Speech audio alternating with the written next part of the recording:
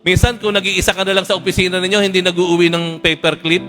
Lahat ng mga ka-opisina mo, nag-uuwi ng paperclip. Ikaw na lang ang hindi nag-uuwi ng paperclip. Ang hirap yun. Yung bang sa inyong lugar, lahat naka-illegal connection na sa kontador ng kuryente. Ikaw na lang ang hindi. Ikaw pa yung mukhang masama sa inyong kapitbahayan. Kasi hindi ka nakikisama. Hindi ka nakikikonekta sa kontador ng kontador. Ikaw na lang ang merong illegal, ikaw na lang ang walang illegal connection sa tubo ng tubig. Lahat ng kapitbahay mo, nakakonekta ng illegal.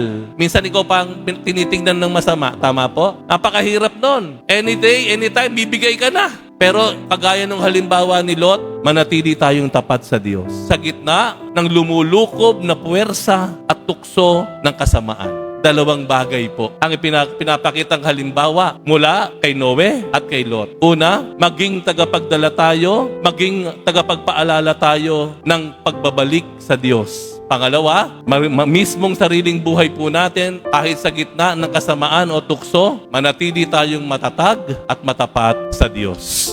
Kapag nangyari po yan, sa awa ng Diyos at sa Kanyang biyaya, makakamtan natin ang katubusan at kaganapan ng ating kaligtasan.